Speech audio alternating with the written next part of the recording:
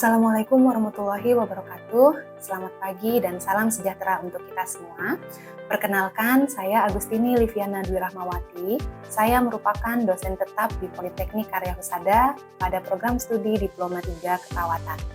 Melalui video ini, izinkan saya untuk menyampaikan salah satu materi pembelajaran dalam mata kuliah keperawatan maternitas yang merupakan bidang keahlian saya. Penyampaian ini mengacu pada prinsip delivery, interaction, dan assessment, ataupun dia yang menjadi persyaratan dalam pernyataan diri dosen dalam unjuk kerja Tridharma Perguruan Tinggi atau PDD UKT-PT. Mata kuliah keperawatan maternitas merupakan mata kuliah wajib umum pada program studi Diploma 3 Keperawatan yang dibebankan kepada mahasiswa sebanyak 3 SKS, terdiri dari 2 teori dan 1 praktikum. Rangkaian pembelajaran ini terdiri dari proses pembuatan RPS sampai nanti dilakukannya evaluasi. Mata kuliah ini terdiri dari 3 capaian pembelajaran lulusan yang nantinya akan diturunkan menjadi capaian pembelajaran mata kuliah. Setelah mengikuti perkuliahan ini, nantinya mahasiswa diharapkan mampu untuk memahami konsep dasar keperawatan maternitas, mampu menguasai konsep asuhan keperawatan baik pada ibu hamil, pada ibu bersalin, pada bayi baru lahir, pada ibu postpartum, hingga pada keluarga berencana. Selain itu, mampu menguasai konsep asuhan keperawatan pada pasien dengan gangguan kesehatan reproduksi. Dan tentunya mahasiswa diharapkan mampu menerapkan konsep asuhan keperawatan. Setelah menentukan capaian pembelajaran mata kuliah, nanti saya akan menentukan sub capaian mata kuliah. Pada keperawatan maternitas terdiri dari sub CPMK sebanyak 14. Setelah menentukan CPL, CPMK, dan sub CPMK, saya memasukkan di dalam rencana pembelajaran semester atau RPS yang nantinya akan divalidasi oleh ketua program studi hingga lembaga penjamin mutu. Dalam menjalankan proses belajar mengajar ini, saya memulai dari melakukan kontrak perkuliahan dengan mahasiswa. Pada kontrak perkuliahan ini, saya menjelaskan secara terinci bahan kajian yang saya cantumkan di dalam RPS, penugasan-penugasan yang akan diberikan selama 1 semester, hingga praktikum yang nantinya akan dilakukan di laboratorium. Selain itu, saya juga menentukan SIPEN pada mata kuliah yang nanti akan menjadi penghubung antara saya dan mahasiswa. Selain itu, saya juga menjelaskan RPS secara terperinci termasuk referensi yang saya gunakan, mulai dari buku keperawatan maternitas ataupun yang mendukung dari bahan kajian, dan juga saya memasukkan hasil publikasi baik dari penelitian ataupun pengabdian kepada masyarakat yang saya lakukan dan terintegrasi dengan mata kuliah. Dalam proses pembelajaran ini, tentunya saya melakukan penyampaian materi, melakukan interaksi dengan mahasiswa, dan melakukan asesmen. Pada proses penyampaian materi, saya memasukkan materi yang saya berikan kepada mahasiswa di dalam LMS. Selain itu, saya juga memasukkan RPS dan modul sehingga mahasiswa bisa mengakses kapanpun. Dalam proses penyampaian materi, selain menggunakan PowerPoint, saya juga menggunakan beberapa media pendukung lainnya seperti hasil penelitian dalam bentuk artikel, video pembelajaran, ataupun tindakan-tindakan keperawatan sesuai SOP yang nantinya mahasiswa bisa akses dan saya cantumkan di dalam LMS tersebut. Pada proses interaksi, terlebih dahulu saya melakukan persepsi dengan mahasiswa yang bertujuan untuk memiliki kesamaan pandangan terhadap materi yang akan kita pelajari. Selain itu, saya juga memberikan contoh-contoh kasus yang kemudian dilakukan sesi diskusi dan tanya jawab. Setelah dilakukan sesi diskusi tanya jawab, saya memiliki dasar sejauh mana pemahaman yang dimiliki oleh mahasiswa dan selanjutnya saya melakukan pendampingan. Untuk proses asesmen, saya melakukan penilaian mulai dari aktivitas partisipatif kepada mahasiswa sebesar 20%, hasil proyek 20%, tugas 10%, kuis 10%, UTS 20%, dan UAS 20%. Pada proses penjelasan asesmen ini, saya juga menjelaskan di dalam tahap kontrak perkuliahan, sehingga mahasiswa mendapatkan transparansi penilaian yang diberikan terhadap mahasiswa. Perkuliahan berlangsung selama 16 minggu, di mana 16 minggu ini dibagi menjadi 14 minggu pertemuan untuk materi dan 2 minggu sisanya dialokasikan untuk UTS dan UAS. Metode pembelajaran yang saya gunakan fokus pada mahasiswa atau student centered learning, baik melakukan PBL, studi kasus, role play, dan lainnya. Selain itu, saya juga melakukan explore terhadap pengetahuan mahasiswa dan nantinya mahasiswa memberikan feedback. Selanjutnya, saya akan menampilkan proses pembelajaran saya pada pertemuan ke-11 dengan topik pembelajaran asuhan keperawatan kepada pasien yang mengalami gangguan kesehatan reproduksi. Assalamualaikum warahmatullahi wabarakatuh. Waalaikumsalam warahmatullahi wabarakatuh. Selamat pagi dan salam sejahtera untuk kita semua. Apa kabar kalian hari ini? Alhamdulillah baik, Bu. Oke, alhamdulillah ya kalau semuanya baik, jadi bisa mengikuti kegiatan perkuliahan pada pagi hari ini. Untuk kelancaran perkuliahan hari ini, alangkah baiknya kita berdoa sesuai dengan kepercayaan dan keyakinan masing-masing. Berdoa, disilakan. Amin. Oke, saya absen terlebih dahulu ya. Angelika Sonya Hutagalung, Aulia Pratiwi, Balkis, Dea, Dias, Fauzia Fitri, Jessica Tania, Karisma Yogi, Nadia Rana Putri, Najma Adina, Naura Salsabila, Nalia Pradiva, Putri Sobrina, Putri Saharani, Ratu Naili, Reva, Rizky Putri Salma. Ada yang belum saya sebut? Oke, pada pertemuan hari ini hadir semua ya, kita lengkap. Pada pertemuan kali ini kita akan membahas tentang gangguan reproduksi atau lebih tepatnya asuhan keperawatan pada pasien yang mengalami gangguan reproduksi. Sebelum saya mulai materi saya, adakah yang sudah tahu atau apa yang kalian ketahui tentang gangguan reproduksi? Boleh tunjuk tangan. Oke. Oke, bagus. Ada lagi? Oke, lagi? Kista? Oke, lagi? Oke, ada lagi? Sudah? Dari semua jawaban yang diberikan adalah merupakan penyakit ya, merupakan adanya gangguan. Ada nggak di sini yang memiliki persepsi atau memiliki pandangan selain dari yang disebutkan teman-temannya? Atau sama atau belum tahu? Sama, oke. Pada pembelajaran pagi hari ini, kalian juga sudah bisa melihat di dalam RPS bahwa mata kuliah ini masuk ke CPL yang mampu memberikan asuhan keperawatan pada individu, seperti yang teman-teman bisa lihat di sini. Selain itu, capaian pembelajaran mata kuliahnya ada pada poin 7, mampu menguasai konsep asuhan keperawatannya. Jadi, nanti kalian, mahasiswa, diharapkan dapat melakukan asuhan keperawatan pada pasien dengan Oke. Selain itu, ada subjek PMK, mahasiswa mampu memahami. Jadi setelah mengikuti perkuliahan pada pagi hari ini, nanti tujuan luarnya kalian akan melakukan asuhan keperawatan. Ada pertanyaan terkait capaian kita pada materi pagi hari ini? Tidak ada? Berarti kita lanjut masuk ke materi ya. Sebagai pendahuluan, seperti yang tadi teman kalian sampaikan, gangguan reproduksi itu merupakan permasalahan atau penyakit yang dialami baik wanita, baik laki-laki, namun pada organ sistem reproduksi. Nah, biasanya seperti yang disampaikan oleh Syafa tadi, itu ada masalah kanker. Kanker di dunia itu kita masih sangat besar, masih tinggi prevalensinya. Kita bisa lihat nih di sini. Di sini teman-teman bisa lihat, berdasarkan data Globokan didapatkan 18,1 atau dari banyaknya juta orang itu ada 9,6 yang bahkan mengalami kematian. Kalau seseorang mengalami gangguan reproduksi, biasanya itu ada gejalanya. Jadi nanti kalau kalian ke rumah sakit, terus ada pasien, itu harus melakukan pengkajian, tidak hanya secara fisiknya pada saat itu, melainkan yang sebelumnya, mulai dari sejak kapan ada tanda gejala itu, apa awal mulanya, apakah di keluarganya ada yang mengalami permasalahan tersebut, siapa kalau ada, kenapa coba? Kita harus bertanya seperti itu, kaitannya sama permasalahan pasien. Kenapa kita harus bertanya? Ada yang bisa jawab? Kenapa kok kita harus nanya, ibu mengalami sakit ini dari kapan? Atau ibu mengalami gejala-gejala ini dari kapan? Ada yang tahu? Belum, karena penyakit atau gangguan reproduksi itu bisa diturunkan. Atau keluarga yang memiliki riwayat penyakit tersebut, misalnya kanker. Nah, anggota keluarganya juga 2 kali lipat atau memiliki potensi untuk mengalami hal yang sama dengan keluarga pasien yang lainnya. Misalnya orang tuanya dulu sakit kanker ini, apakah ada kemungkinan anaknya atau menantunya? Kalau menantunya kira-kira ada atau tidak? Tidak. Namun masih ada potensi. Apa yang bisa menemukan kenapa kok menantu atau orang luar yang tidak memiliki hubungan darah dengan anggota keluarga tersebut bisa mengalami permasalahan itu? Salah satunya hubungan seksual. Yang kedua, pinter, gaya hidup. Karena di dalam gaya hidup ada pola apa yang bisa bertemu nih?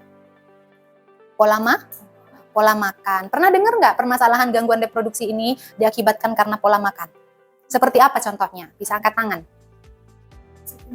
Saat ini lagi banyak disukai wanita, seblak-seblak. Oke, seblak-seblak. Yang disalahkan seblaknya atau apanya sih?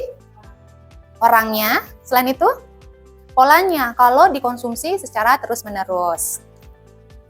Dari permasalahan yang saya sampaikan tadi, selain dari pola hidup, keturunan, terus dari makanan, kira-kira kita perlu nggak melakukan deteksi kepada orang yang mengalami, siapa sih yang mengalami gangguan resiko ataupun siapa, perlu nggak melakukan itu? Perlu ya. Jadi untuk menentukan permasalahan di dalam gangguan reproduksi, kita perlu melakukan screening. Atau sebelum screening, kita nantinya melakukan perawatan paliatif. Dari permasalahan gangguan reproduksi yang sudah teman-teman tadi sampaikan, kita lihat datanya, statistik. Dari kasus kanker, kita dapatkan 10 yang dialami oleh wanita. Kira-kira apa nih yang tertinggi? Kanker payudara, disusul oleh kanker serviks. Ada yang tahu apa penyebab dari permasalahan kanker ini? Salah satunya deh, kanker serviks. Belum tahu? Oke, mari kita bahas kalau belum tahu. Kanker biasanya itu diakibatkan karena ada pembentukan sel yang abnormal. Di dalam tubuh kita itu sangat banyak yang namanya sel. Pernah dengar sel kan di semester sebelumnya? Oke, pintar. Jadi sel-sel yang harusnya tumbuh secara normal, tumbuh nih meletuk di dalam tubuh kita, itu dia tumbuhnya pesat. Yang harusnya dia tumbuh satu sesuai siklus, ini nggak sesuai tempatnya. Ada pertumbuhan abnormal namanya, tapi disertai dengan kepesatan atau keganasan. Sedangkan kalau tumor bedanya, dia pertumbuhan sel abnormal, ada benjolan, tapi dia nggak ada keganasan, nggak pesat tumbuhnya, bahkan dia nggak bisa pindah ke organ yang lain. Nah, kanker itu diakibatkan karena adanya pertumbuhan sel abnormal. Dia tubuhnya nggak bisa ngendaliin. Jadi dia tumbuhnya suka-suka si kanker itu. Jadi dia pesat, dikatakan metastasis. Nah, metastasis itu terjadi penyebaran. Sudahlah tumbuhnya sangat pesat, sangat cepat, terjadinya metastasis pula. Kita kan punya sel normal. Nah, sel normal kita itu dirusak oleh si sel ganas ini yang kemudian akan didominasi. Pada kanker serviks itu ditemukan salah satu yang paling banyak adalah hubungan seksual. Oke, dari adanya sel pertumbuhan abnormal ini nanti pasien akan langsung ada tanda gejalanya, ada yang langsung keluar darah, ada yang dia rambutnya rontok. Nah, sebelum terjadinya itu, kita harus screening. Pernah dengar screening? Oke, screening pada kanker itu, kita untuk mengetahui apakah tanda gejala itu memang ke arah kanker atau enggak. Salah satunya mengalami, kok saya nggak menstruasi, kok pasien mengeluh sudah 3 bulan nggak menstruasi, atau malah menstruasi secara terus-menerus. Nah, itu bisa jadi tanda gejalanya. Kapan kita perlu melakukan screening? Ketika kita punya permasalahan, baik pada payudaranya, pada endometrium, serviks, ovarium, dan yang lainnya. Siapa yang beresiko? Ini tadi. Ada yang mengalami berat badan berlebih, atau bahkan mengalami penurunan, lagi nggak diet, lagi nggak program untuk naikkan berat badan, menurunkan berat badan. Nah, tiba-tiba ada gemuk, atau tidak sedang mengkonsumsi obat-obat hormonal atau obat-obatan lainnya yang memicu kalian nafsu makan. Nah, itu bisa menjadi tanda. Yang mengkonsumsi minuman-minuman beralkohol, merokok. Bu, saya nggak ngerokok, tapi nge-vape. Sama aja, hanya jenisnya yang berbeda. Pola hidupnya, lingkungan. Wanita yang pernah menderita penyakit menular seksual, itu tadi yang saya singgung di awal, penyebab dari apa? Ada yang ingat? Kanker serviks, pintar. Selain kanker serviks, tadi yang paling tinggi apa? Kanker payudara. Kanker payudara, kanker serviks atau leher rahim, itu kita harus jelaskan ke pasien, Bu, Ibu mengalami kanker serviks, langsung begitu enggak? Enggak, kita jelaskan dari tanda gejalanya, Ibu cenderung atau beresiko mengalami ini, makanya kita perlu melakukan pemeriksaan. Nah, sebagai perawat, selain melakukan pengkajian tadi dan menentukan, oh mengalami ini, mengalami itu, kita melakukan pemeriksaan penunjang, kolaborasi dengan siapa? Pintar, dengan dokter, dengan petugas lab, dengan petugas patologi di dalam rumah sakit tersebut. Jadi kalau ada pasien yang mengalami tanda gejala misalnya yang sudah saya sebutkan tadi, menstruasi padahal di luar siklusnya atau udah selesai, terus mengalami penurunan berat badan, mengalami peningkatan berat badan tanpa adanya program diet apapun, konsumsi obat apapun. Nah, kalian langsung bilang nggak ke pasien, oh ibu kanker, oh ibu ini? Enggak, tapi lakukan apa? Pemeriksaan penunjang dengan melakukan kolaborasi. Siapa yang melakukan? Dokter, lab, ataupun? Oke, pintar. Kita sebagai seorang perawat, selain melakukan kolaborasi itu, kita juga harus melakukan cerdik. Apa itu cerdik? Cek kesehatan berkala.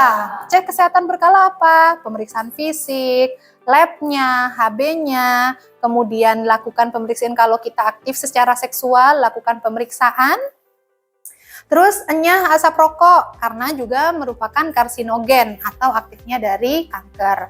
Diet, aktivitas fisik, diet secara sehat, pola makan, pola hidup, kita harus lakukan pengecekan juga. Apa yang kita lakukan pengecekannya? Tanya, ibu kebiasaan makannya apa? Jangan sampai seblak setiap hari. Ibu merokok atau tidak? Itu kita sebagai perawat harus melakukan pemeriksaan sesuai dengan cerdik ini.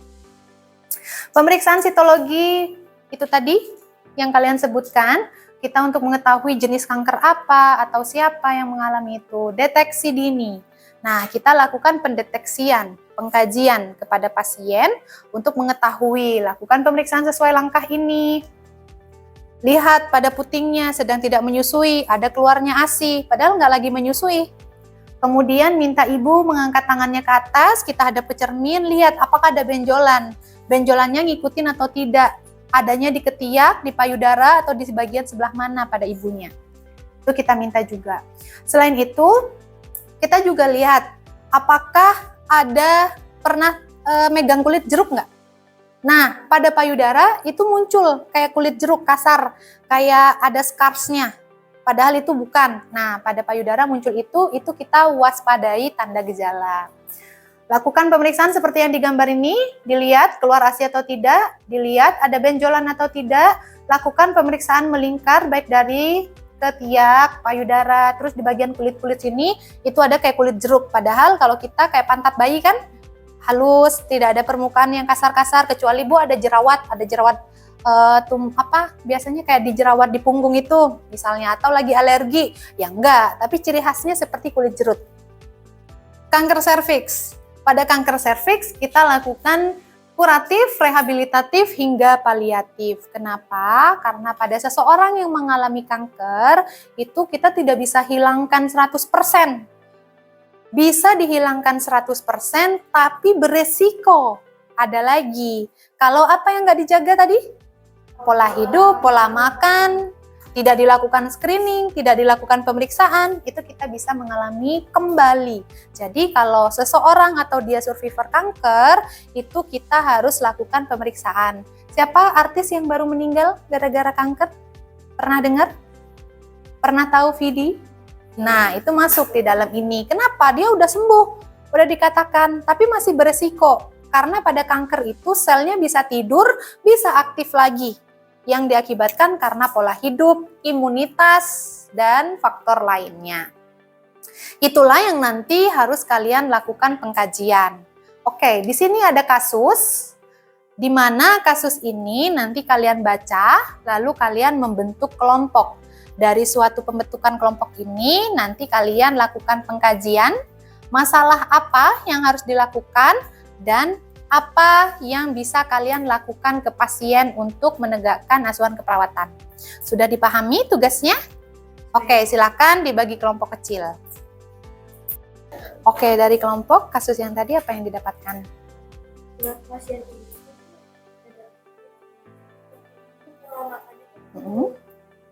Selain itu, adanya mual muntah, oke. sehingga kelompok menegakkan diagnosanya itu nausea dan defisit. Oke, berarti nanti di sini dimasukkan ya intervensi yang kalian tegakkan. Oke. Oke, nanti ditulis di sini kelompok ya nanti yang baju karena saya lihat sepertinya sudah berjalan critical underthinking-nya nanti disampaikan ke teman-temannya. Oke? Oke, dari kelompok apa yang didapatkan dari kasus tadi? Mual. Berapa kali mualnya? Oke, 5 kali. Nah, nanti ditulis di dalam sini mual, lalu kalian tegakkan, buka SDKI-nya, apa yang kalian butuhkan untuk menegakkan diagnosa keperawatan tersebut. Oke, selanjutnya kita sampaikan di depan, tadi ada perwakilan kelompok yang saya lihat sudah bisa untuk presentasi ke depan. Silakan kelompok 2 untuk presentasi ke depan. Jadi, hasil pengkajian yang kami dapatkan itu ada Nyonya C itu merupakan pasien dengan diagnosis medis kanker serviks yang dirawat di ruang perawatan. Nah, saat dilakukan pengkajian, pasien ini mengeluh nyeri pada daerah perut bagian bawah hingga panggul yang dirasakan terus-menerus sejak beberapa bulan terakhir. Pasien ini mengatakan nyeri terasa seperti ditusuk dan terkadang menjalar ke pinggang. Skala nyeri yang dirasakan Nyonya C itu ada 6-7 dari 10. Dan semakin bertambah nyerinya saat banyak bergerak atau ketika duduk dalam waktu yang lama. Nyeri ini menyebabkan pasien itu menjadi sulit tidur, aktivitas sehari-hari menjadi terbatas dan menurunkan nafsu makan. Nah, sedangkan pada pemeriksaan fisiknya itu ditemukan pasien tampak menangis, kemudian sekali memegang daerah bagian perut bawah dan bergerak secara perlahan untuk mengurangi rasa nyerinya. Nah, tanda-tanda vitalnya itu biasanya dalam batas yang dapat diterima. Namun pasien tampak lemah. Selain itu, pasien mengeluh mudah lelah dan merasa cemas terhadap kondisi penyakit yang sedang dialaminya. Berdasarkan data subjektif dan objektif tersebut, masalah keperawatan yang menjadi prioritas adalah nyeri kronis berhubungan dengan infeksi jaringan akibat proses penyakit kanker serviks. Ditandai dengan pasien mengeluh nyeri menetap pada daerah paru dengan skala nyeri 6-7, ekspresi wajah meringis, aktivitas terbatas, dan gangguan pola tidur akibat nyeri. Berdasarkan hasil pengkajian pada Nyonya A dengan diagnosis medis kanker, beberapa data menunjukkan adanya perawatan defisit gizi. Pasien mengeluh nafsu makan menurun, seperti rasa kenyang, mual, dan hanya mampu menghabiskan sebagian kecil porsi makanan yang disediakan. Asupan makanan dan cairan selama beberapa hari terakhir tidak mencukupi kebutuhan tubuh. Pasien juga mengeluhkan badan terasa lemas dan berat badan mengalami penurunan dibandingkan sebelumnya. Pada pemeriksaan fisik, tampak kondisi gelombang, mukosa mulut tampak pening, serta berat badan lebih rendah dibandingkan berat badan sebelumnya. Status gizi menunjukkan adanya penurunan yang mengarah pada kekurangan asupan gizi. Kondisi ini dipengaruhi oleh proses penyakit kanker serviks yang dapat menurunkan nafsu makan, meningkatkan kebutuhan metabolisme tubuh, serta menimbulkan keluhan seperti mual dan cepat kenyang, sehingga kebutuhan nutrisi pasien tidak terpenuhi secara optimal. Berdasarkan data subjektif tersebut, dapat disimpulkan bahwa NIK mengalami defisit nutrisi yang berhubungan dengan ketidakmampuan memenuhi kebutuhan nutrisi akibat proses penyakit, yang ditandai dengan penurunan nafsu makan, asupan makanan yang tidak adekuat, kelemahan, dan penurunan berat badan. Oke, nanti bacanya jangan NYK ya, tapi Nyonya K atau pasien K. Oke, lanjut. Kelompok terakhir. Pada 20 pasien tampak lemah, kesadaran fokus medis, mampu berkomunikasi dengan baik, tanda-tanda vital dalam batas yang dapat diterima sesuai kondisi pasien. Pemeriksaan abdomen menunjukkan bentuk penyakit dengan normal, tidak terdapat distensi abdomen dan tidak ditemukan tanda-tanda dehidrasi. Oke, bagus. Ya, silakan kembali ke tempatnya. Tepuk tangan dulu.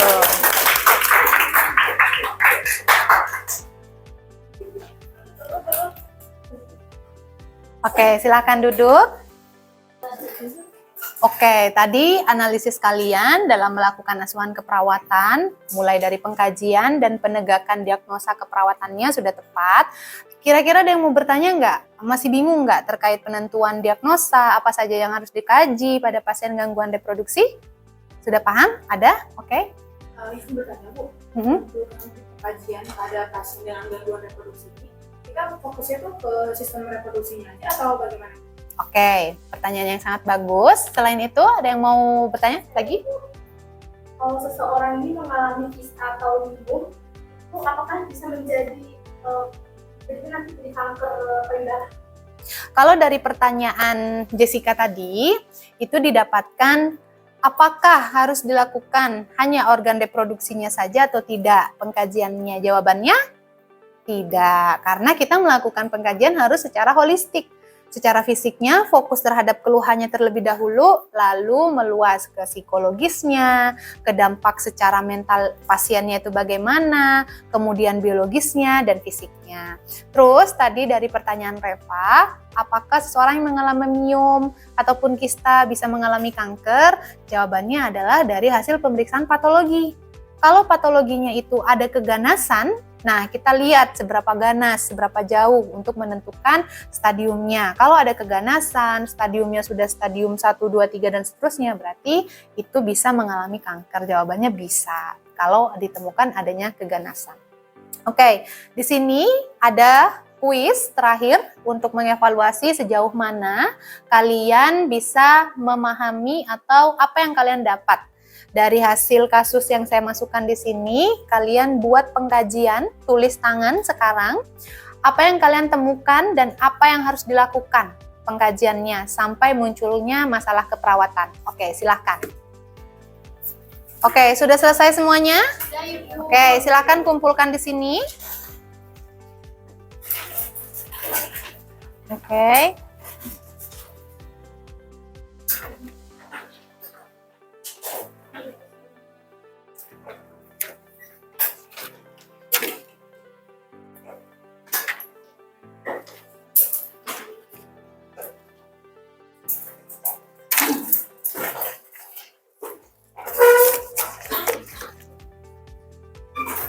Oke, sudah duduk semuanya. Dari hasil kuis ini, dari hasil yang kalian sudah jawab, nanti kita akan lanjutkan di pertemuan kedua. Pertemuan kedua yaitu pertemuan ke-12 maksud saya, tapi pertemuan kedua terkait topik ini. Untuk selanjutnya melakukan apa? Kalau sudah mendapatkan pengkajian, diagnosa keperawatan, apa selanjutnya? Intervensi keperawatan. Jadi pertemuan ke-12 nanti kita akan melakukan intervensi, implementasi, hingga evaluasi keperawatan. Nah, baru nanti kita melakukan praktik di ruang lab. Oke, baik. Saya rasa saya cukup sudah memasukkan semua, sudah menyampaikan semua materi sesuai dengan asuhan keperawatan gangguan reproduksi, penugasannya dan keaktifannya tadi sudah sangat aktif ya. Sebelum saya akhiri, saya ingin tahu ada nggak yang mau menyampaikan rangkuman dari yang teman-teman sudah dapat dari perkuliahan kita hari ini? Bisa angkat tangan. Oke, silakan. Gangguan reproduksi adalah segala kondisi yang mempengaruhi sistem, fungsi, atau proses reproduksi manusia sehingga menyebabkan penurunan atau kegagalan pada fungsi seksual dan kesuburan. Oke, tepuk tangan untuk kita semua. Nah, semoga dari yang kalian dapatkan pertemuan pada pagi hari ini, kalian nggak bingung lagi nanti pada pertemuan ke-12 untuk melakukan penegakan, intervensi, hingga evaluasi keperawatan. Bawa buku apa? SDKI, SIKI, SLKI. Oke, pintar. Saya cukupkan ya untuk pertemuan pada pagi hari ini. Wassalamualaikum warahmatullahi wabarakatuh. Selamat siang dan selamat istirahat. Waalaikumsalam warahmatullahi wabarakatuh. Terima kasih. Sama-sama.